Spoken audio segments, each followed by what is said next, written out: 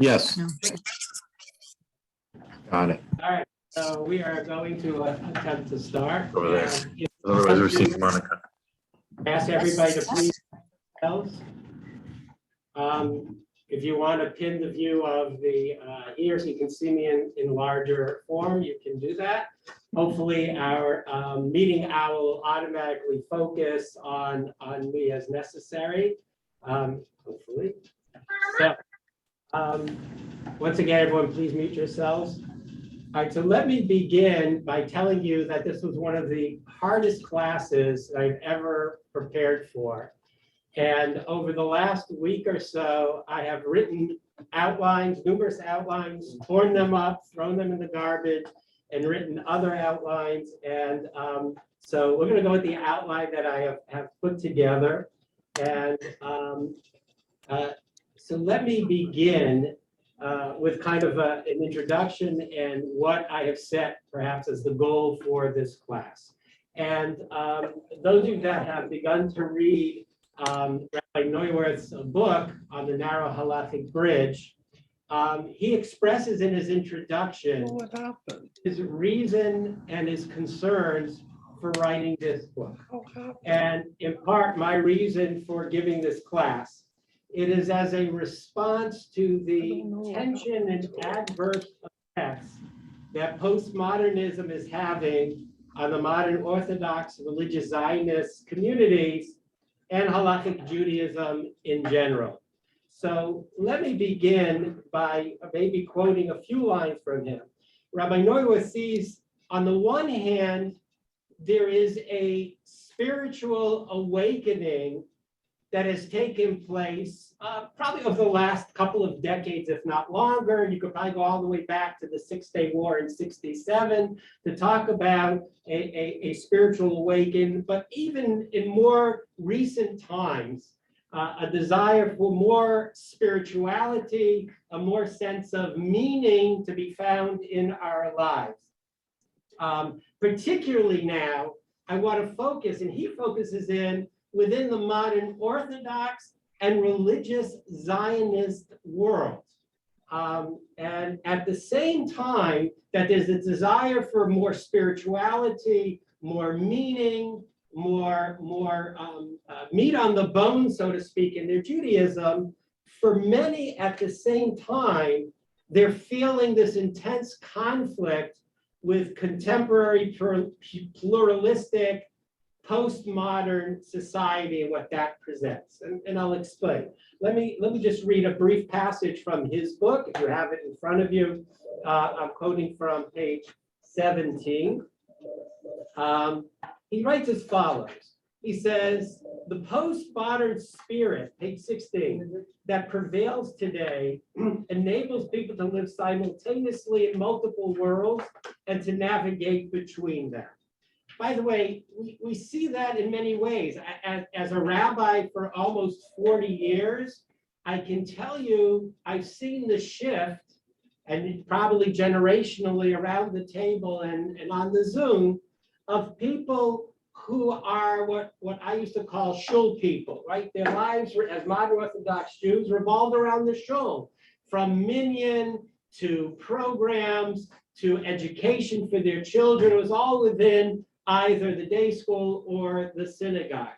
And one synagogue in particular, today it's now people will pick and choose what they want from a synagogue. They'll pick and choose what they want or need from this institution or that institution. What I want religiously, what I want outside of my religious sphere has become much more diverse in some ways.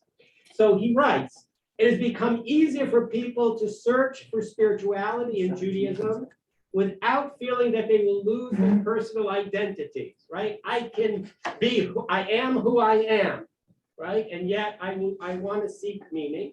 We have then a unique historic window of opportunity allowing for a Jewish renaissance after many years of estrangement of most people from their traditions. This spiritual thirst has the potential to propel forward the process of spiritual return to God that is, in the Torah's vision, a necessary component of the process of returning to Zion. Now, I think Rabbi Neuwirth is speaking more to Israelis than he is necessarily speaking to modern Orthodox American Jews.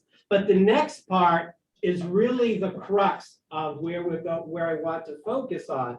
However, this opportunity comes with its own challenge.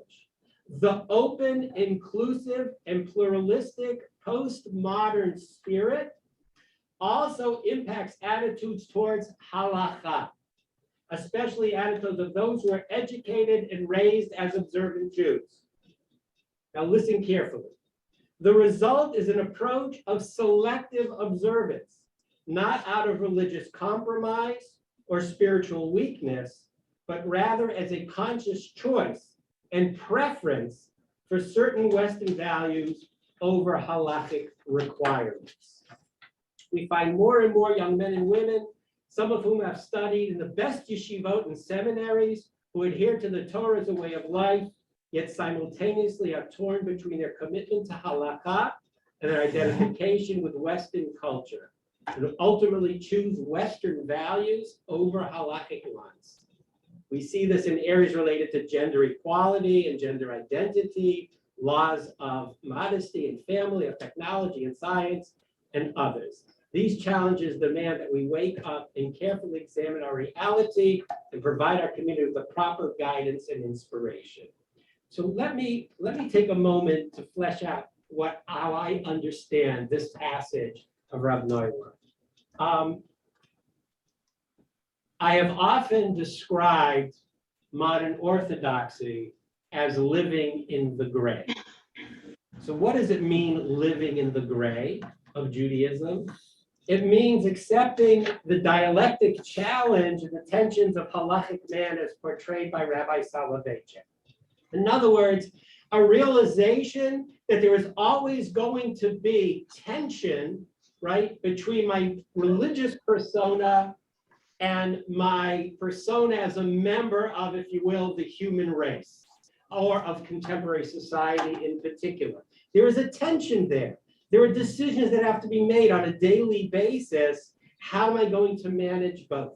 But for Rabbi Soloveitchik, especially in his work Halachic Man, but not just there, that tension is where the creative force, where Kedusha, where sanctity comes from, is when I figure out how, and we'll see a quote in a few moments, how we work in this world and bring Kedusha into this world is in that bringing together my halachic personality with my life as a human being. Now, I want to juxtapose, why do I call it the gray area? Because we have on the other two sides, black and white. And I want to describe to you what it means to live in black and white. So I'm using not stereotypically, but black as meaning I choose to live in what I will call only a Das Torah world. If you know the phrase Das Torah is I rely on rabbinic authority and I only accept rabbinic authority, and whatever rabbinic authority tells me, that is what I will do. And rabbinic authority extends, in many cases, beyond just religious questions and spiritual questions, but really any matter, aspect of my life, I rely on Das Torah. I rely on my Rav, I rely on my Rabbi, I rely on my Rabbi, I rely on the Shulchan Aruch, if that is the case. Whatever it says, that's what I'll do. Now, I've often referred to that sometimes tongue-in-cheek, but not necessarily, as what we'll call risk-free Judaism, right? No harm, but maybe no gain. In other words, I will follow the letter of the law as my rabbi posits it. That's Torah Judaism. So there's no conflict for me because my Rebbe tells me what's acceptable and what's not acceptable. My rabbi says what's allowable, what's not allowable, what's kosher, what's treif. I don't have to worry. There's no conflict for me because whatever I'm told to do, that is what I will do. That's the black. Living in the white is saying I release myself from halachic obligation. I might still want spirituality. We'll come back to that. I might still want a Jewish expression, but I'm no longer bound by halacha, right? I have left the derech, as we might say. I'm off the derech. I'm no longer using halacha as a guidepost. Now, living in the gray means halacha is my guidepost and my fealty to halacha, but I accept the tension of having to deal with contemporary society, not necessarily on my own, as a community, on my own as a community, and as a broader religious identification. Okay, so my goals for this hopefully 5 or 6 week seminar, and I'll be setting out more things for you to read and to prepare, is first of all to give us some insights into our own identity as modern Orthodox Jews, what I'll call MOs, right? What is an MO? We could spend all night, all next week, and all the coming year discussing modern Orthodoxy and all its warts and all of its beauty, but we're not going to do that. I'm going to give you some, basically, what I consider to be broad and ideal definitions of modern Orthodoxy, to see some of the challenges we face in our fealty to halacha and our commitment to halacha vis-a-vis, as I said, the contemporary and postmodern worlds that we choose to live in, because I can choose to live in the black or in the white and not live in that tension. To better understand what halacha is and how it operates. That's a good chunk of the first half of this book, is what is halacha and how does it operate? To better understand contemporary and postmodern society, like what do those things mean? And the tensions, what are the tensions that it creates? And finally, to see if there's anything we can do about those tensions that we face. So before we kind of really jump in, I'm giving you like layers of introduction here. I want to begin by sharing with you what I call some informative anecdotes about non-halachic postmodern Judaism before we begin. So when we talk about postmodern Judaism, I spent 16 years, Linda and I spent 16 years in Northern California. So I could speak about New Age Jewish spirituality or New Age Judaism. And I want to give you, and I can speak about a few other things. Let me share with you 3 anecdotes.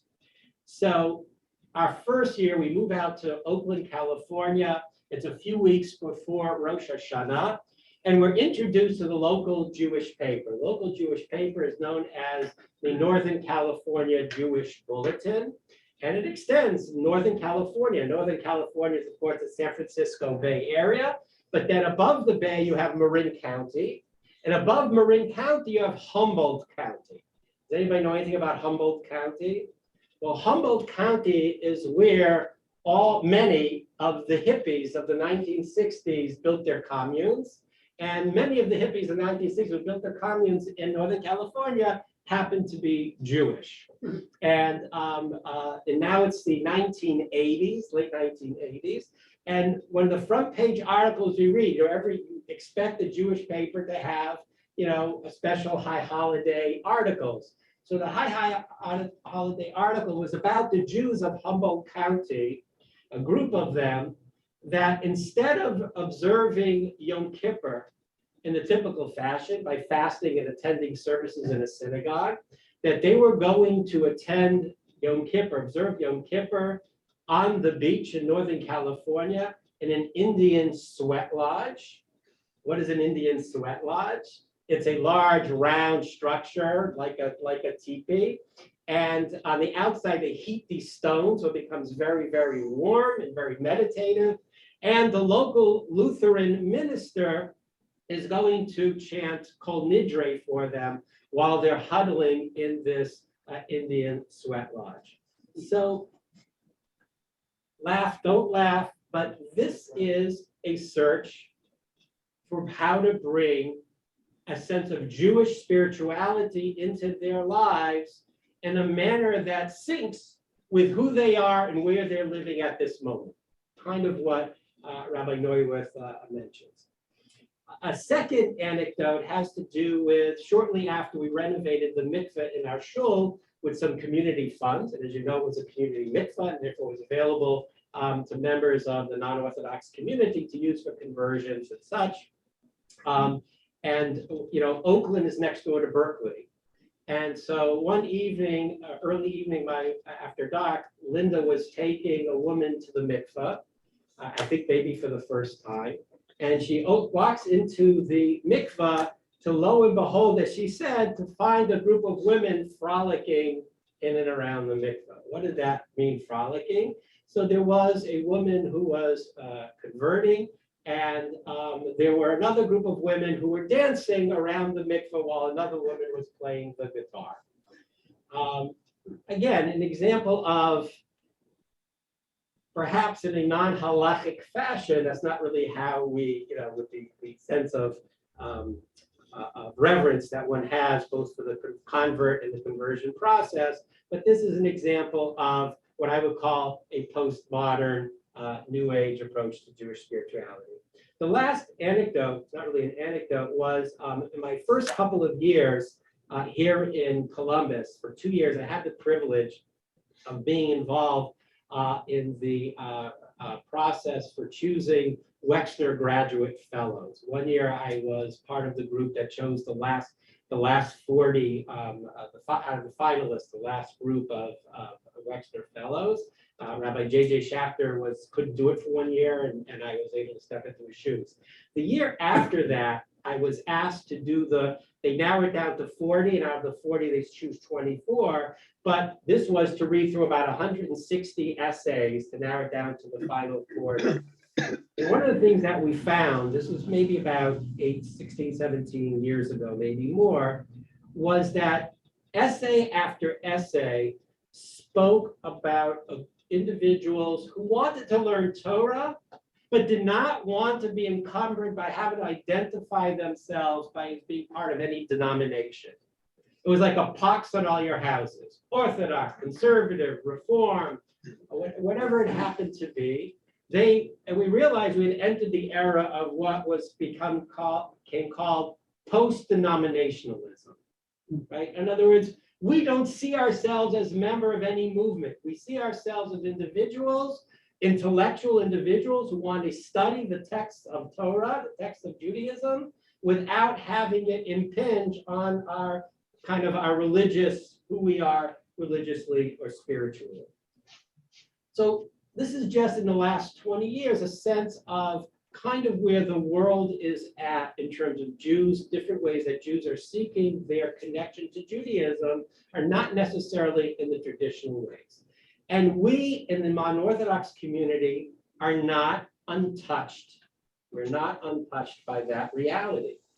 Those of us that are a little bit older may be a little bit more traditional thinking, but I can speak for my children, my children's generation, simply as an example, the way they approach,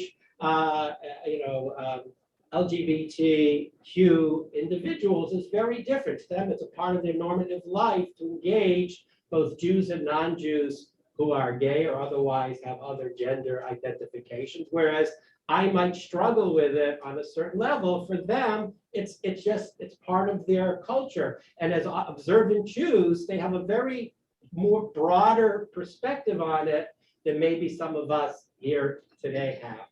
And that's just part of how we are more and more engaged in contemporary society, and therefore it raises more and more tensions and questions for us. All right, that was kind of a little bit of a digression, kind of give you a sense of what's out there, if you didn't already know that. So what I'd like to do next is I would like to try to give a little bit of some definition to our terms. And the three terms that I really want to look at is modern orthodoxy, religious Zionism, and postmodernism. Okay, so that we're all on the same page as we move forward through this discussion over the next several weeks. So I'm going to, I'm going to open up. By the way, you'll have to excuse me, I'm still very much a novice in the ways of Zoom and online teaching. Okay. All right. Can everybody see the? Yeah. You can all see the Zoom set. Huh? Yes. Hold on. Sorry. There we go. Can you make it full screen? All right. So you see the quote from Professor Lawrence? You all see the screen, correct? Yep. Yeah, all right. So Professor Lawrence Kaplan, he's the one actually translated Halachic Man. So he quotes the well-known sociology professor Samuel Heilman, who wrote, who's written a lot about the different denominations of Judaism. And he writes, the modern Orthodox Jew can be defined as one who desires to adhere faithfully to the beliefs, principles, and traditions of Jewish law and observance without being either remote from or untouched by life in the contemporary world, and who recognizes the mutual demands of traditional Judaism and modernity. Okay, that's about as broad a definition of modern Orthodoxy as you can say. Basically, someone who maintains fealty to halacha, but accepts engagement in the modern world, and as we'll see from Rabbi Lamb, and in modernity, which also means the culture and the literature and the science of a modern world.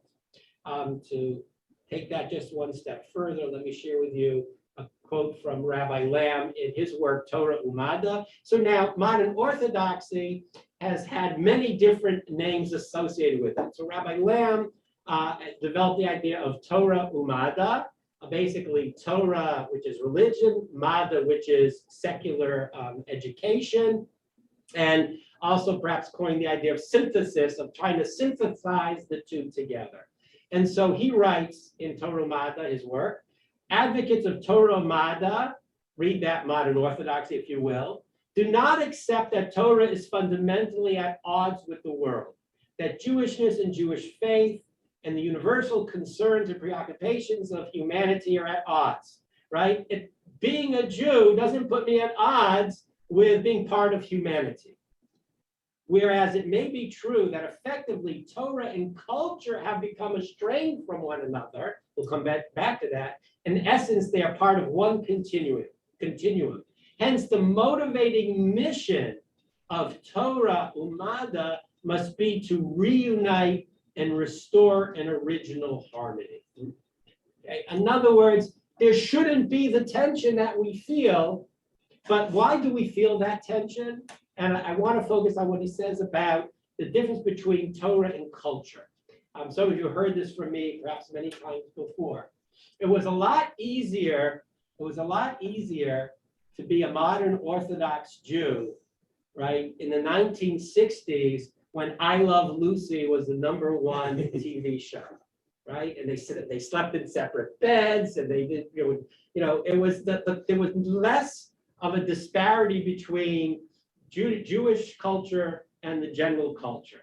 Whereas today, ever since maybe, I don't know, Sex and the City, Friends, one of some of the more contemporary, I don't even know, TV shows that perhaps maybe we do or don't watch, or should or shouldn't watch, are much more at odds with our Jewish values. Right? It's much more hard. Culture has become much more difficult to embrace all of secular culture. And therefore, we do have to pick and choose. I often tell people that we have to choose our movies the way we choose products on the shelf at the supermarket, right? Does it have the right ingredients or the wrong ingredients? Does it need a hechsher or not need a hechsher? We have to be a little bit discriminating. Okay. So that's kind of broadly the idea of being a modern Orthodox Jew is embracing, right, the tension, the gray area of religious observance and modern society, modern culture, and education, particularly education. Okay. Very quickly, talk a little bit about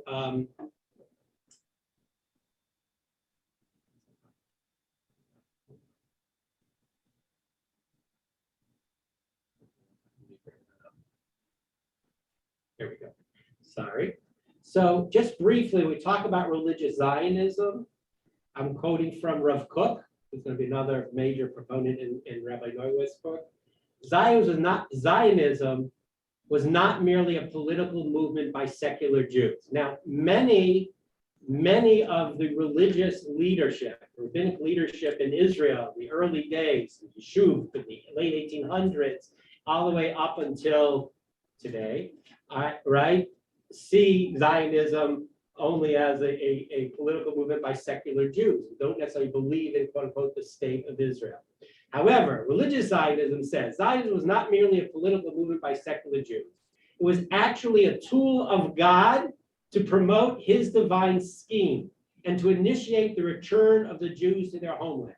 What we would call, it's called the Geula, the beginning of the redemption. And the land he promised to Abraham, Isaac, and Jacob. God wants the children of Israel to return to their home in order to establish a Jewish sovereign state in which Jews could live according to the laws of Torah and Halakha, and commit the mitzvah of Eretz Israel. Those are the mitzvah of Toloi Barak. So to do the mitzvah you can only perform in Israel. Moreover, to cultivate the land of Israel was a mitzvah by itself, and it should be carried out. Therefore, settling Israel is an obligation of the religious Jews, and helping Zionism is actually following God's will.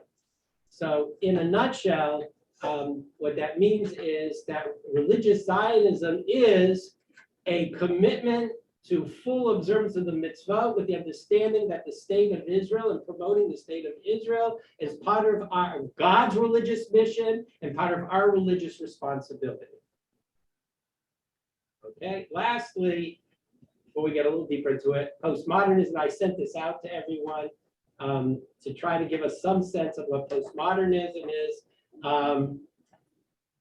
Postmodernism is a movement that focuses on the reality of the individual, denies statements that claim to be true for all people, and is often expressed in a pared-down style in arts, literature, and culture. So on the one hand, you can read through this. I'm not going to spend a lot of time. Just the next one is probably helpful. Many postmodernists hold one or more of the following views. There is no objective reality. There is no scientific or historical truth, meaning objective truth. Science and technology and even reason and logic are not vehicles of human progress, but suspect instruments of established power, right? In other words, what you call truth is just your attempt to control me. And we can see, if you read through right away, you can see how are there those that can deny the science of vaccines. That is very much a postmodern idea that your truth and my truth about the vaccine. Read this article. No, read that article. Is part of this postmodern idea that there are no objective truths, even in the area of science, perhaps. Now, I am not promoting postmodernism. In fact, I'm very much a skeptic of postmodernism, but it is part of the fabric in which we live. By the way, at the same time, it's postmodern thinking, right, that says, although they don't use, that says, how we teach culture in our schools, what we teach about slavery in our schools. So from the other extreme is also part of a postmodern approach that says, how we teach history, right? What is the truth of history? The facts might be the facts, but are they being taught in a way that tell the truth or not? So, and we're going to see how that fits into our discussion of halakha as well. All right, that was part 2 of tonight's presentation. I just want to add in our discussion, I want to read 2 pieces from Rabbi Soloveitchik that do deal with our understanding of what ideally it means to be a modern Orthodox Jew. So Rabbi Soloveitchik is on page 29 in your book, towards the bottom of the page. He writes, in this sense, halakha is the pipeline for sanctity that allows God's word to be injected into the natural world. All right, in other words, when we observe mitzvah, when we observe the halakha, when we use aspects, when we use time, when we use physical objects, when we pray, when we fulfill a mitzvah, we are bringing sanctity into the world. Rabbi Soloveitchik expresses this idea beautifully. Listen to this. In contrast to general thought, which morally and metaphysically despairs of the natural element within man and devotes itself entirely to the spiritual and the rational, he's referring to other religions.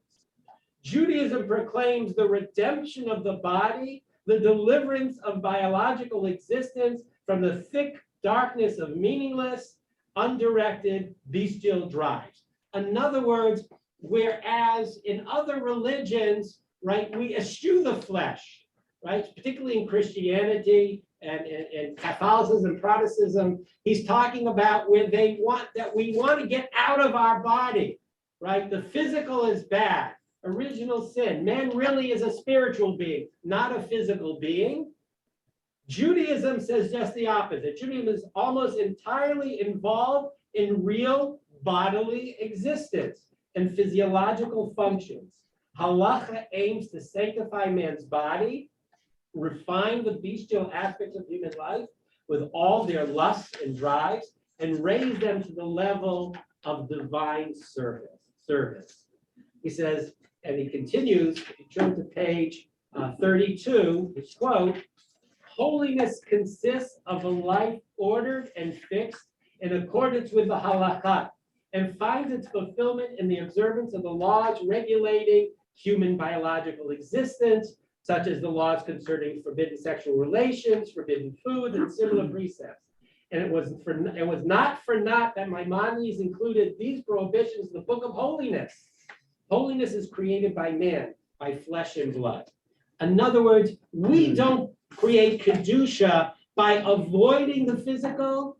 We create Kedusha by controlling the physical, by engaging the physical. You've heard me speak about this before, many of you, right? That, in order to be an observant Jew, we have to be botanists. We have to be vintners, right? How can we sanctify Shabbat if we don't know how to make wine? How can we observe Sukkot if we don't know what the 4 species are? We have to be horticulturalists. We have to be biologists, right? The Torah, the mitzvot, the halacha forces us to engage the physical world, right? And by engaging it, sets limits. It doesn't forbid anything. It limits, right? We sanctify Shabbat and the holidays by drinking wine, but we're warned against gluttony. We're warned against drunkenness. We have the Nazir, because the Nazir went to an extreme, perhaps, in either gluttony or in drinking. So the Torah teaches us how to take everything in this world, how to utilize it in a positive way, how to find the moderation in that use. And by doing that, using it and not abusing it, we're able to bring Kedusha, sanctity, into this world. And that, according to Rabbi Soloveitchik, is the mission of the modern Orthodox Jew. It's the mission of halakhic man. Not to avoid, that's why I say to engage the tension, to find where the balance is, not to avoid it. Avoiding it, we don't bring Kedusha into this world. By engaging it, we're able to bring Kedusha into this world. So now I want to begin to engage the topic of the first 2 chapters that Rabbi Neuwirth introduces us to, but I want to look at some sources that aren't in his book as well.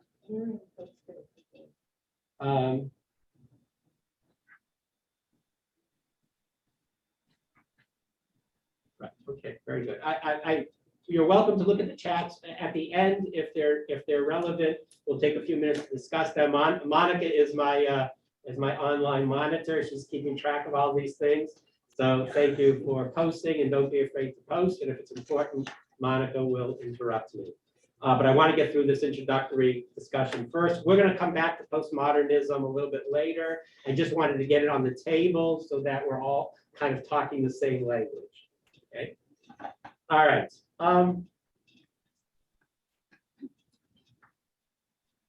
Rabbi Neuwirth has a very interesting thought or idea or insight.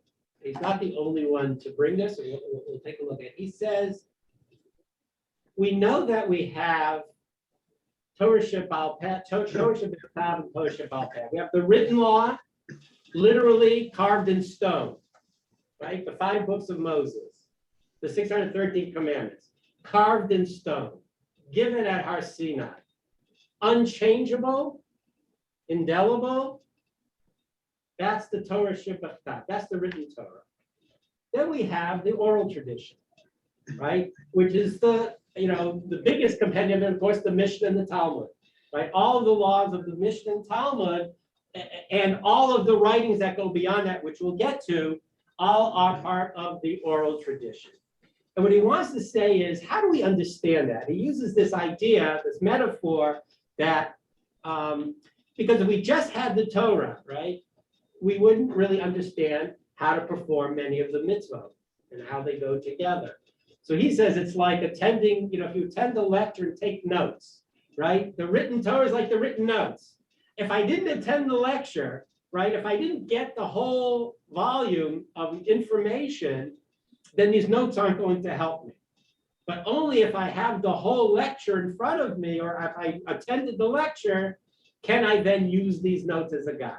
And he uses that as a metaphor, but that's what Torah Shebaal Peh is, right? Torah Shebichtav, the written Torah that we open up and read every week, is the notes to remind us of all of these things. But if I don't study Mishnah, Talmud, Halacha, I don't really know what it really means. I don't really know what its practical applications are.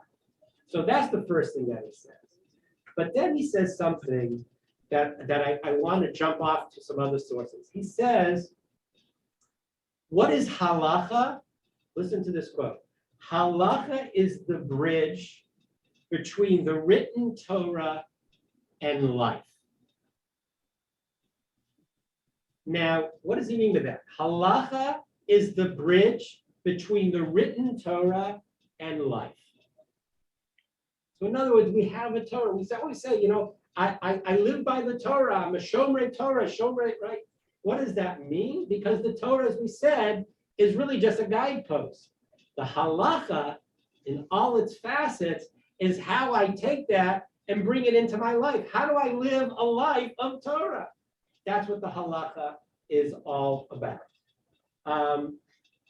With that, I want to share some thoughts and some sources from Rabbi Jonathan Sacks, who touches upon some of the very same things.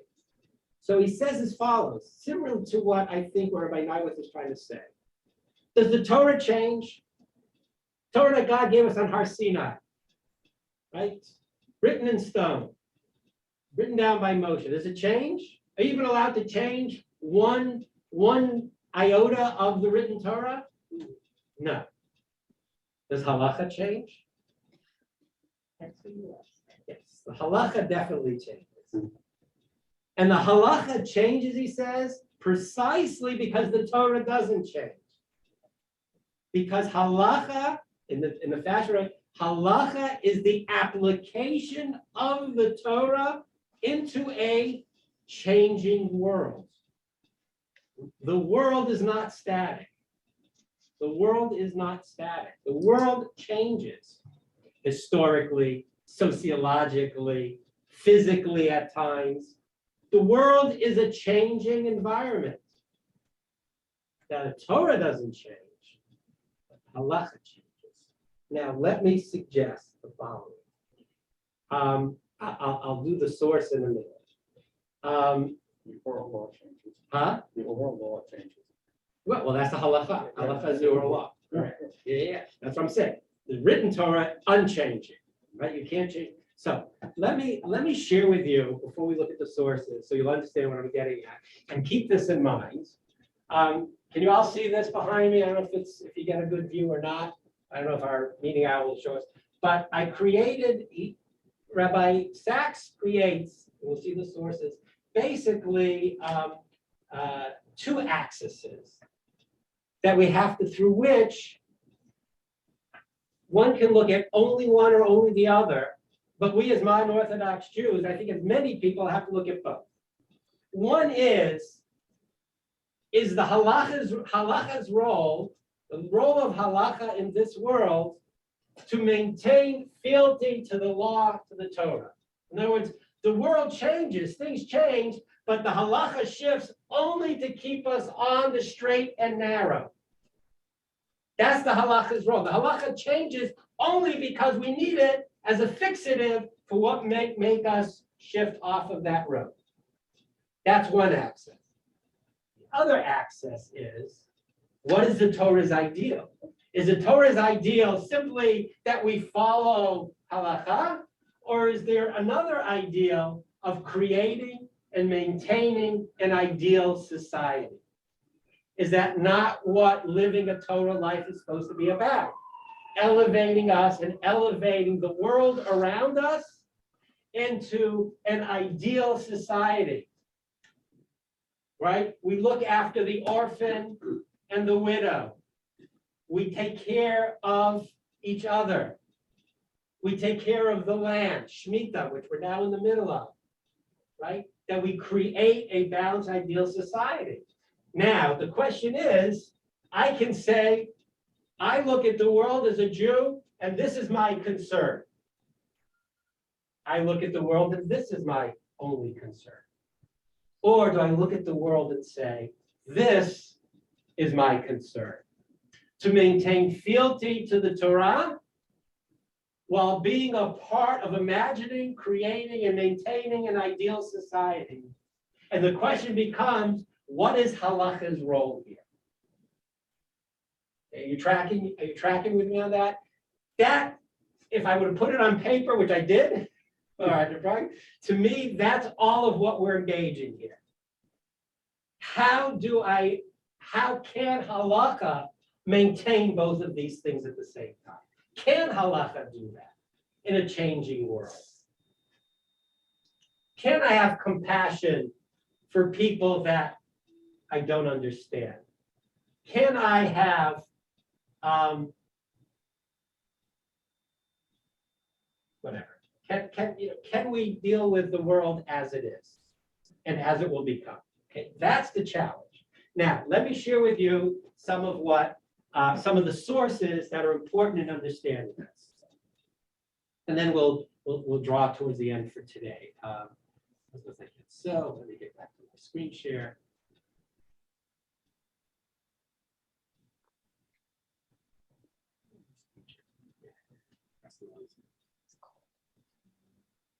All right, so I'm going to come down here. I'm going to skip over this for now. We'll go to the left. I get a lot more done. Okay. So, yeah. So the Rambam writes in his Guide for the Perplexed.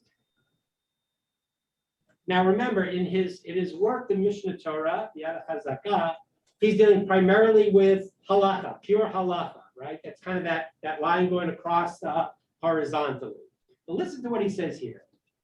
God knew that the judgments of the law will always require an extension in some cases and curtailment in others, according to the variety of places, events, and circumstances.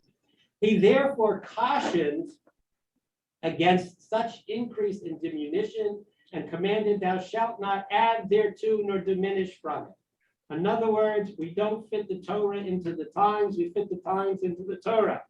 That seems to be where he's headed. However, for constant changes would tend to disturb the whole system of the law, right? If we're always changing to every change in temperature degree, right, we would undermine the whole system and lead people to believe that the law is not of divine origin, right? Anybody can decide. But permission is at the same time given to the wise men, i.e. the great court, the Beit Din Hagadol of every generation, to make fences around the judgments of the law for their protection. That's the horizontal line, right? To protect the law as it is intended, and to introduce bylaws, fences, in order to ensure the keeping of the law. Such fences, once erected, remain in force forever, right? That's why we have laws of muktzah and all the things that we can't do on Shabbat that are not written in the Torah itself. All right, but he continues. He continues and he says, such fences, once erected, remain in force forever. The Mishnah therefore teaches, and make a fence round the law about. In the same manner, they, meaning the Beit Din Hagadol, the leaders of the generation, have the power temporarily to dispense with some religious act prescribed in the law, but to allow that which is forbidden if exceptional circumstances and events require it. By this method, the law will remain perpetually the same and will yet admit at all times and under any circumstances such temporary modifications as are indispensable. In other words, the Rambam is already paving the way, right, for extenuating circumstances, right, for things that we either have never been encountered by the halacha, and not just extreme cases. We'll come back to it in a minute. But for example, we all know last 2 years ago on Passover, right, how many extenuating how many piskei halacha, right, were given so that people could observe Passover in the midst of the shutdown of the pandemic. Just as one extreme example. Okay, so, but we'll go one step further, and the next source is in the Drasha Haran, the Ran Rabbeinu Nissim, who was in Spain in the 14th century, late 14th century, writes, so actually, I jumped ahead. So now we really have to spend a minute discussing the source that I sent to you, one of the major sources in the first 2 chapters of Rabbi Norwood's book. I'm going to do it outside. So, as I assume most of you read the passage that I sent out. So the Gemara in Baba Metzia, the Oven Avachnai, is a very, very famous discussion. It has to do with, if you didn't understand the background, there was a large oven that was broken into pieces. Now, an oven, a whole oven, which is considered a vessel made of pottery, is something that is susceptible to tumah, to ritual impurity. It is susceptible to tumah, to becoming ritually impure if a dead body came in contact, or somebody touched a dead body, come in contact with it. In this case, this was a large oven that had been broken into pieces and then put together piece by piece with some sand, either between the layers or between the pieces, to make it into a whole. The question is it considered a whole vessel, in which case it would be except tumah, or is it not, in which case it would not be susceptible to tumah? Rabbi Eliezer, who was a very, perhaps one of the top 10 sages of his time, if not even greater, was at odds with his contemporaries, group of rabbis. And what happened was they disagreed with him. He said, it's okay, it's considered a vessel, it's susceptible to tumah, susceptible to impurity. And they disagreed with him. And he said, if I'm correct, and he began to say, let the carob tree uproot itself. And a carob tree miraculously uprooted itself from the ground. He said, if I am correct, let the walls of this Beit Midrash, of this house of study, incline. And the walls literally inclined. They stayed that way because they didn't know who to follow, this one or that one. They inclined, right? And they said, we don't decide our halacha by carob trees. We don't decide halacha by the walls of the Beit Midrash. Who do you think you are, walls of the Beit Midrash? Finally, he says, if I am correct, let a voice from heaven come down. And a voice from heaven comes down and says, Rabbi Eliezer is correct. And the answer of the rabbis was, Yeshua says, Lo b'shamayim hi. It is not in the heavens. We don't decide halacha by heavenly voices. Now, what does that mean? Who's correct? Who's correct? So if you're looking for what Rabbi Neuwirth calls kind of divine truth, absolute truth, Rabbi Eliezer is correct. But we don't follow Rabbi Eliezer. We follow the rabbis, the majority. Because what does it mean, lo b'shamayim hi? When God said it is not in heaven, right? We have it at the end of Devarim, the end of the Torah, right? It says lo b'shamayim hi. It's not the end. That would say, who shall go up and get it? In other words, once God gave the Torah, the 5 books of Moses, as we said earlier, and this is the foundation of what we said earlier. Once we have the 5 books of Moses, that's it. That's what we. But when it comes to what is post-Sinaitic, what happens after Mount Sinai, what happens after Moshe, is in the hands of the sages of that generation, right? In other words, he talks about what Rabbi Noah talks about, the difference between divine truth and halachic truth. Now that's going to be a conversation we're going to have to extend over into our next conversation. In other words, how can it be that if I know that what's absolutely true, but it doesn't necessarily impact what I'm supposed to do? And part of that was the power, the responsibility that was placed in Beit Din. So now we can look at a couple of these sources before we begin to wrap it up for today. So on this particular piece of Gemara, that'll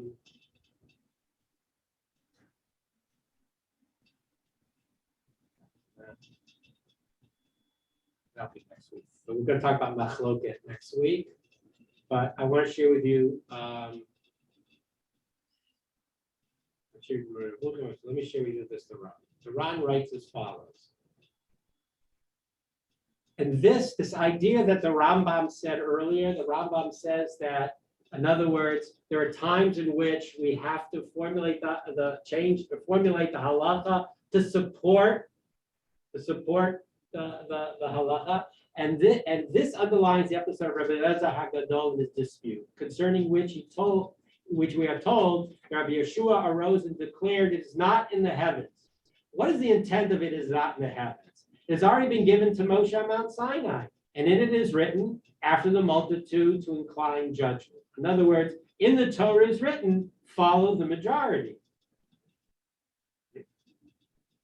Is written, follow the majority. Now, it was clear to all that Rabbi Eliezer was closer to the truth than they, that all of his signs were truthful and righteous, that the heaven itself had ruled him correct, in spite of which they acted according to their consensus, since their judgment inclined to unclean, to impure, though they knew that their consensus was at variance with the truth, they did not wish to pronounce it pure. What is more, had they pronounced it pure, like Rabbi Eliezer said, they would have been transgressing against their reason, which inclined to impure. This didn't have been relegated to the sages of the generations, their consensus constituting the command of the Lord. In other words, once they as a consensus came to the conclusion through their own reasoning that it was impure, then for them to change their minds and follow Rabbi Eliezer, even though he had demonstrably was true, it goes against the Torah law of we follow after the majority when it comes to halacha. So,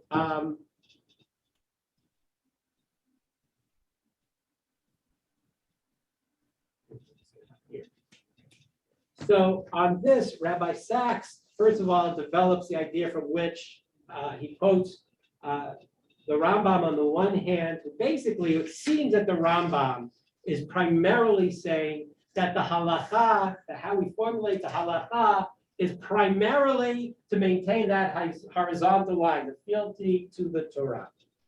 Okay, but there is an interesting discussion. Rabbi Eliezer Berkovitz, some of you have studied him. He was in Chicago in the 50s, 60s, 70s. He wrote, his two famous works were Faith After the Holocaust and Not in Heaven, which is about this particular topic. And what he says is, what the Rambam is saying is not just about the halacha. You have to place the halacha, he quotes, against the canvas of human development. That you have to understand what is the human need right now. So, for example, when we moved from cooking on Shabbat over a stove, over a fire in our fireplace, where we suspended pots over the coals or buried them in the coals, to putting our pots into ovens or on stove tops, right? And electricity and mobility became part of the fabric of humanity. Basically says post-enlightenment, when these tensions came in, certain tensions came to be, that you have to look at the halakha in light of the whole picture. And therefore, he says, so we have to first see the function of halakha as homeostasis, right? Halacha, we want to maintain the equilibrium. That's very important. But there's another way to look at the halacha also. The halacha also has to be educative, developmental, right? Tending towards progressively closer approximations of an ideal. In other words, if the halacha, in whatever time and place we find it, isn't supporting our needs to create and maintain the ideal society, then that's not good either. Right? It has to be trying to maintain both. And that is why this idea of, he writes, Rabbi Sachs writes, this has been a central dilemma for halakha in modernity. Really, however, articulated as such. How should Jewish law be interpreted? One, when it lacks coercive sanctions, as is done since European emancipation, and when a substantial portion of Jewish people identify as members of that people without identifying with or seeing themselves as bound by halakha. In other words, he's saying there's a problem we have today.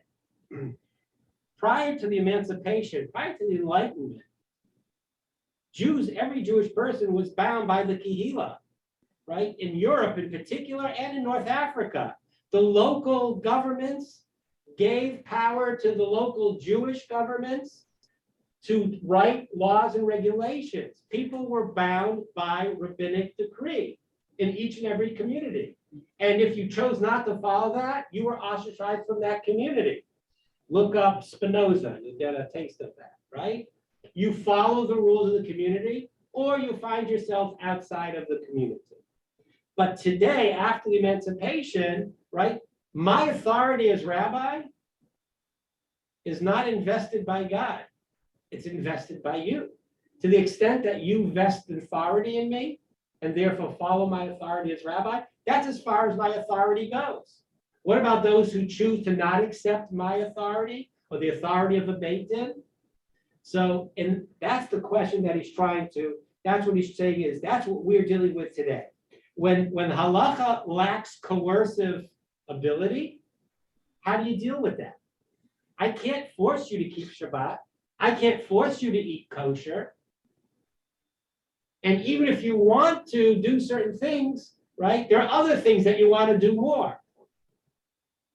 So what is the halacha's responsibility? What is the halacha's responsibility to the, as it were, covenantal dimension of Jewish law? Its role as the law of the Jewish people in its entirety. In other words, in this, where we find ourselves today, how does the halacha deal with this, right? How does the halacha maintain fealty, but also look at all of the community and say we have a responsibility to develop the ideal society. How one approaches it will make a significant difference to whether one interprets the sources strictly or leniently. And now you begin to see how we have a division. Well, I don't care, there's a lot about the culture and we're losing Jews and they're making the choice to leave and maybe we should just let them go and maintain fealty just to those that keep Shabbat and keep kosher. How can we do that? So that therefore that takes us back to this idea of lo b'shamayim. These are issues that we have to confront. Now, I want to share one last source with you. And then we'll wrap it up for tonight. So the last source I want to share with you is Rabbi Moshe Feinstein. I think I put it in here.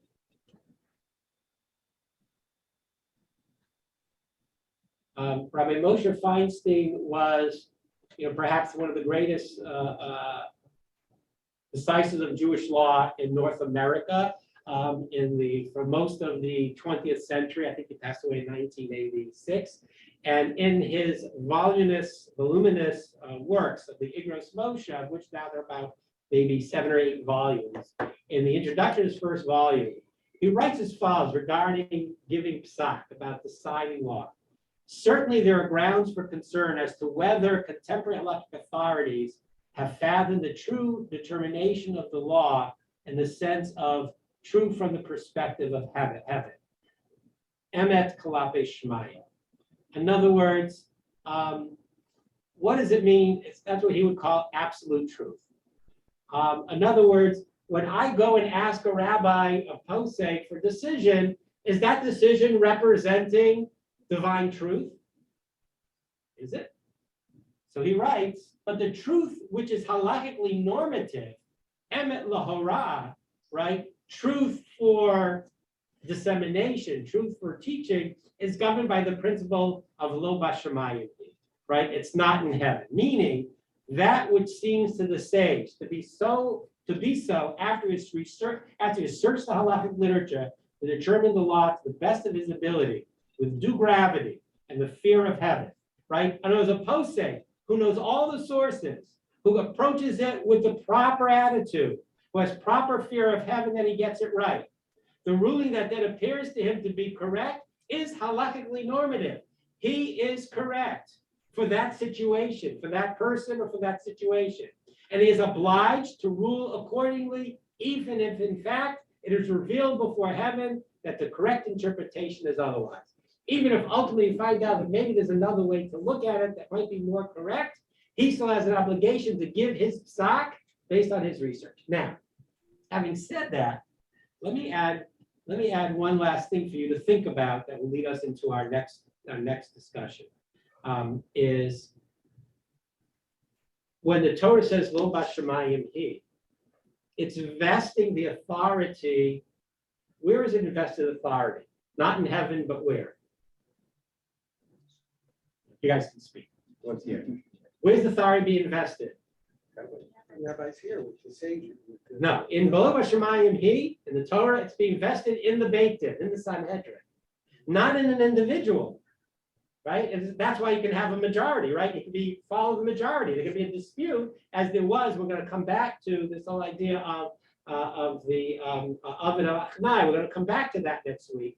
And in fact, if you would think about it, if one, and this is also how the halacha is developed, back in the day, it would be unfathomable for one person, there'd be a posek, one person that would decide the law. That person would be put in cherem. If that person decided the law and it was not the demonstrable truth, that person will be put in cherem, will be kicked out. But after the expulsion, after the dispersion, right, and then it became the person in that time, in that place, even if it was an individual. So next week we're gonna come back and we're gonna talk about machloket. We're going to talk about the meaning of machloket. We're going to come back to discussing the Avin al-Achnai. We're going to talk about Hillel and Shammai. David Goldmeyer gave me some good insight to expand upon that we'll discuss next week a little bit.